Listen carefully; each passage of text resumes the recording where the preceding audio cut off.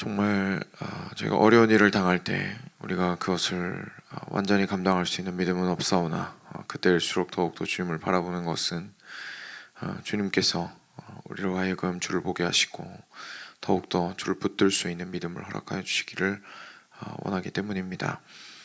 주님, 세월이 지나갈수록 의지할 것 오직 무슨 일을 당해도 주님밖에 없음을 주께 고백합니다. 아버지 하나님께서 이 아침에 저희가 말씀 앞에 나오는 것 역시 저희가 주님을 의뢰하고 의지하는 수단으로서 주님 앞에 나옵니다.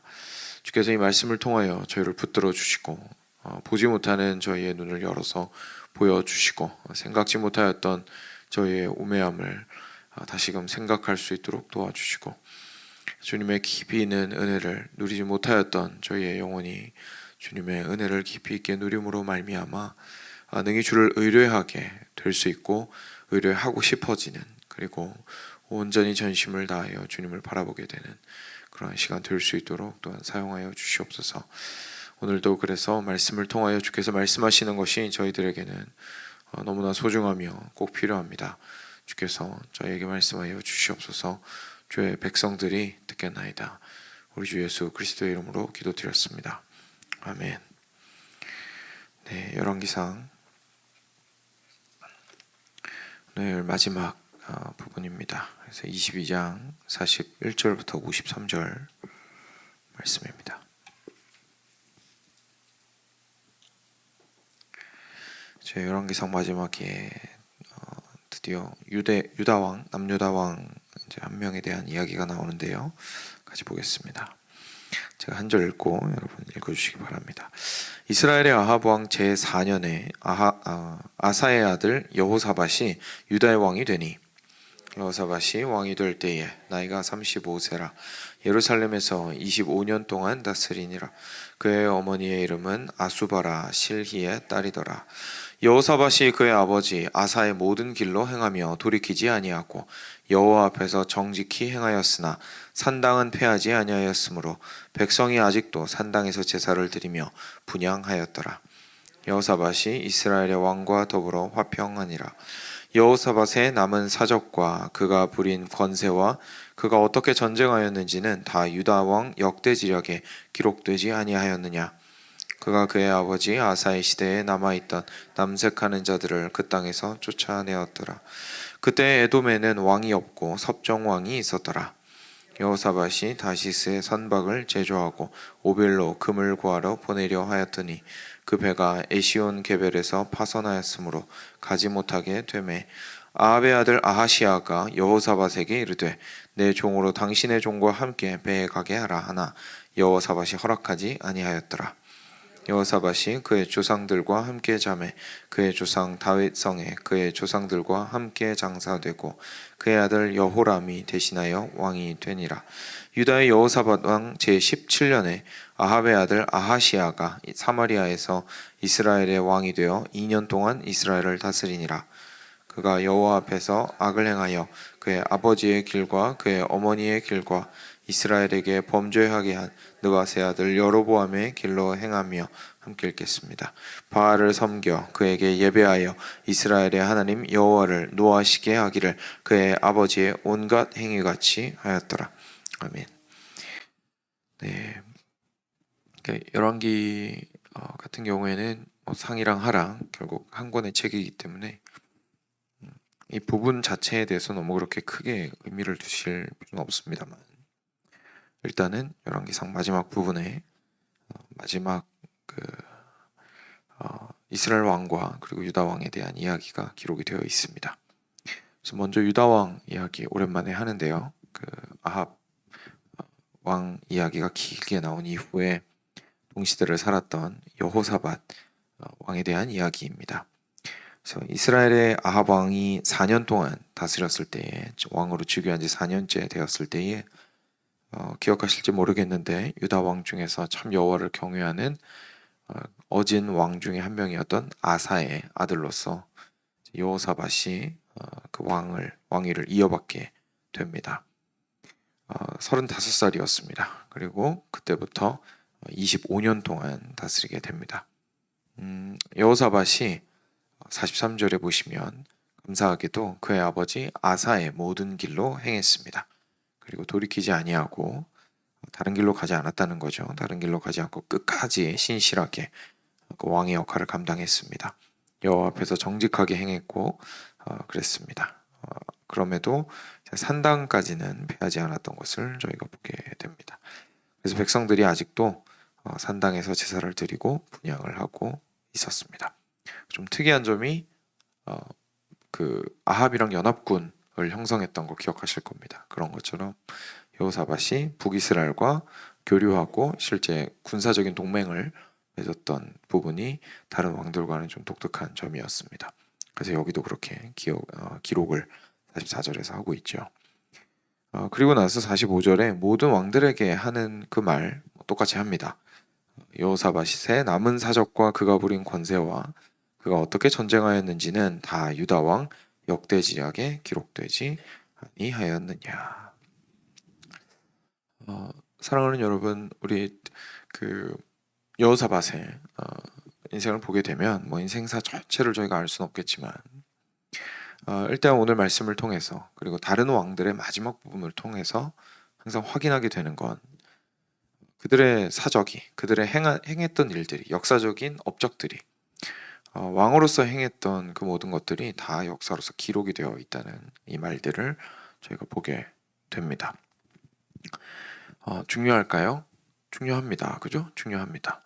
뭐 예수님 믿는 거랑 상관없는 사람들도 호랑이는 죽어서 가족을 남기고 사람은 죽어서 이름을 남긴다는데 왕과 같이 중요한 사람들 같은 경우에는 단지 이름만 남기는 게 아니라 그 이름을 남긴다라는 것 자체가 영향력을 남긴다는 뜻이잖아요. 내 이름으로 뭐 길을 닦았다든지 내 이름으로 무역 왕이 되었다든지 내 이름으로 뭐 징기스칸처럼 전 세계를 한 번쯤 호령을 해보았다든지 그러니까 뭔가 업적이 있기 때문에 그 업적에 해당하는 내 이름이 알려진다라는 뜻이 될 겁니다. 그렇죠?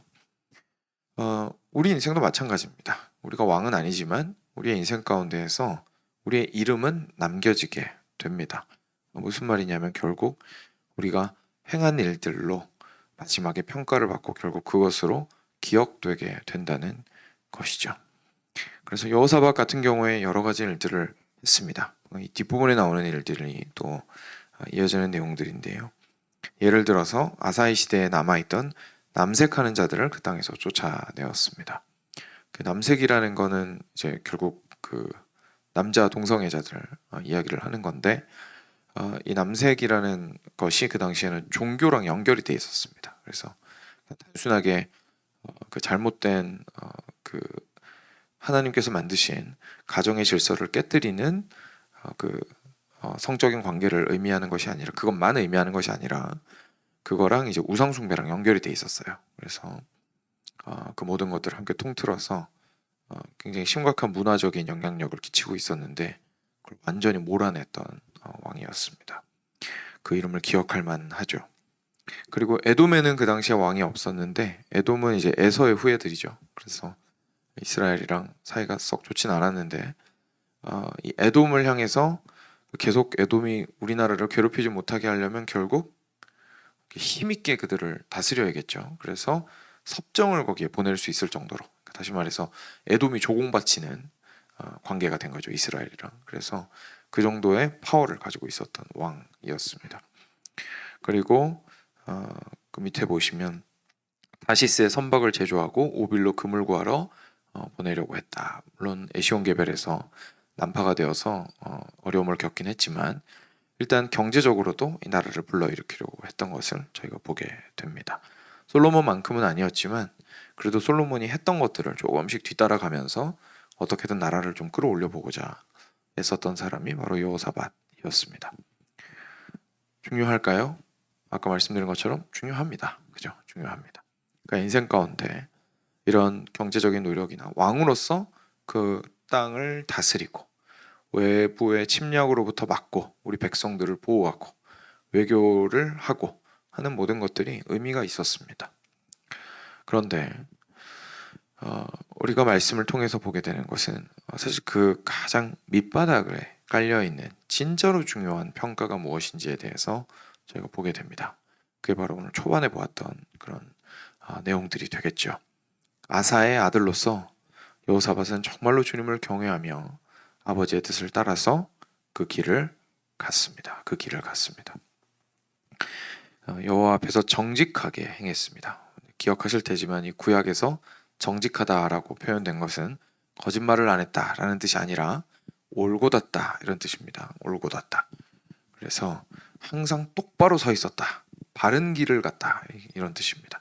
정직하다. 그래서 그는 하나님 앞에서 항상 똑바르게 서 있었던 사람이었습니다. 산당은 패하지 않았죠. 안타깝게도. 그럼에도 전체적인 평가는 참 좋았던 사람이었습니다. 어떤 관점에서요? 하나님의 관점에서. 하나님께서 이 왕은 나를 참 경외한 왕이다 라고 평가를 하셨던 것이죠. 몇 가지를 생각해 볼 수 있는 것 같습니다. 저희가 인생을 살아가면서 하나님을 경외하는 그 모습이 삶 가운데에서 아주 명징하게, 아주 선명하고 또렷하게 드러나기가 쉽지가 않습니다. 왜냐하면 삶 속에서 너무 많은 일들이 있기 때문이 아닐까 싶습니다.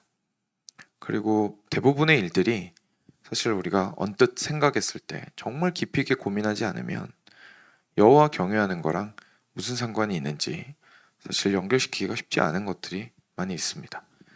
제가 처음 운전면허 딸 때 좀 웃긴 생각을 했었는데, 처음 운전면허 딴다고 옆에 이제 인스트럭터 안 치고 한국에 있을 때요, 운전 연습을 하고 있는데 갑자기 머릿속에 번뜩 그런 생각이 드는 거예요. 내가 이걸 운전 연습하는 거를 하나님의 영광을 위해서 한다는 건 무슨 뜻일까? 갑자기 그런 생각이 드는 거예요. 그렇잖아요. 왜냐면 이게 실제로 밖에서 운전하는 것도 아니고 운전을 하기 위해서 연습을 하는 거니까 이게 이 우선순위로 따지면 한참 밑에 있거든요. 실질적 의미라는 게. 내가 이걸 하는데 모든 일을 하나님의 영광을 위해서 한다고 했을 때 내가 이거 운전하는 게 하나님의 영광을 위해서 하는 거랑 무슨 상관이지? 이런 생각을 좀 진지하게 했던 적이 있습니다. 우습기도 하지만 한편으로 진지하게 하게 되더라고요. 왜냐하면 우리 삶은 그런 일들로 막 가득 차 있잖아요. 상관 별로 없는 것 같은 일들로 가득 차 있습니다. 그런데 그 가운데에서 사실은 이렇게 구슬이 서머리여도 꿰어야 보배라는 표현처럼 그것들을 쫙 하나로 꿰어주는, 그 구슬 하나의 의미는 잘 알지 못할 수 있어도 전체를 쫙 관통하여서 하나로 꿰어서 보배로 만드는 것은 결국은 내가 여호와를 경외하는 그 근본적인 마음에서 모든 일들을 행하였는가인 것 같습니다. 그랬을 때에 간혹 굉장히 여호와 경외하기가 잘 드러나는 일들이 있습니다. 그죠? 우리 여호사밧 왕 같은 경우에는 그 여호와 앞에서 정직하게 실제로 모든 일들을 행한 것이고, 그리고 백성들을 예배를 다시금 회복시켜 준 것이고, 남색하는 자들을 쫓아낸 것이고, 막 이런 굉장히 이렇게 겉으로 봤을 때도 이건 누가 봐도 여호와를 경외한 인생의 모습이다라고 이야기한 행동들을 보일 때 그것이 밝게 드러나게 되겠죠. 그 순간만 여호와를 경외한다고 해서 될 일은 아니라는 얘기입니다.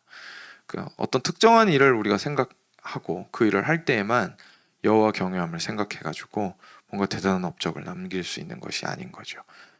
우리가 지하수가 있기 때문에 여기에서 집집마다 물이 올라오는 것처럼 가장 밑바닥에서 여호와 경외함이라는 물이 흐르고 있기에 크게 한번 솟아오를 수 있을 때에 여호와 경외함이 드러나게 된다는 걸 제가 보게 됩니다.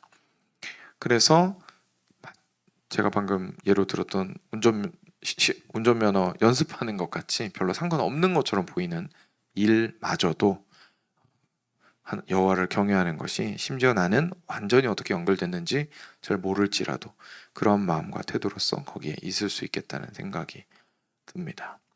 그리고 그것이 제가 이번에 최숙진 집사님께서 이제 어제 저희 같이 천국 환송 예배 드렸죠. 그리고 오늘 좀 이따가 가서 발인 그리고 하관 예배 드리게 되는데, 최숙진 집사님의 인생을 보고 마지막까지 함께하게 되면서 그런 생각이 들었던 것 같습니다. 특히 어제 이제 환송 예배 오셨던 분들은 그 사위가 읽어주었던 일기장 아마 기억하실 텐데, 정말 몇 번 말씀하셨는지 헤아리기 힘들 정도로 주님 사랑합니다라고 이렇게 고백하셨던 집사님의 애처로운, 그러면서도 정말 영혼을 다한 것 같은 그 고백들을 들으셨을 겁니다.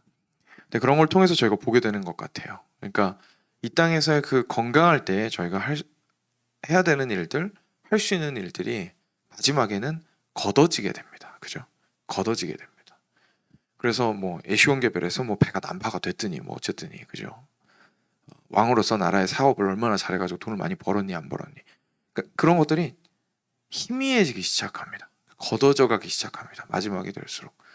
그럼 결국 걷어져 갔을 때 뭐가 남느냐라는 질문을 우리가 할 수밖에 없게 되죠. 바쁘게 살아가는 젊은이들이 예수님 안 찾는 이유가 있죠. 다른 걸로 가득 찰 수가 있잖아요. 그죠? 눈에 안 보이는 거예요. 그죠? 인생 많이 사신 분들 사실 보이시잖아요. 눈에 안 보입니다. 너무 바빠서. 마지막 때가 되면 자연스럽게 걷어지고 정말 거기에 무엇이 남았는지가 드러나게 됩니다. 과연 그때 우리가 주님 사랑합니다 라는 것이 남아있을 수 있는지에 대하여, 내가 주님만을 경외하였노라 라고 하는 그것이 남아있을 수 있는지에 대하여 진지하게 저희 스스로를 한번 질문해보고 주님 앞에 나아가야 할 것입니다. 이 여호사밧 왕과는 다르게 반대편의 아합 진영에서는 그 다음 세대도 여전히 악한 왕이 나왔습니다. 여호와를 경외하는 것을 우습게 하는 사람이 나왔습니다. 그 사람의 인생이 걷어져 갔을 때에는 아합의 죽음이 참 수치스러웠던 것처럼, 그리고 열왕기 하에서 이세벨의 죽음이 수치스러울 것을 볼 것처럼 그들의 인생은 하나님 앞에서 좋은 평가를 받을 수 없었습니다. 그리고 그 모든 것들이 걷어져 갔을 때 남은 것은 없었습니다. 영원한 것은, 사랑하는 여러분, 하나님밖에 없습니다. 그리고 그 영원한 하나님과 영원히 함께하도록 창조된 우리밖에 없습니다. 그래서 결국 우리가 그 영원하신 하나님과 어떠한 관계를 가지느냐가 우리에게 남는 것입니다. 같이 기도하겠습니다. 이 시간 같이 주신 말씀 가지고요, 먼저 개인적으로 함께 주님께 기도로 나아가도록 하겠습니다. 기도하겠습니다.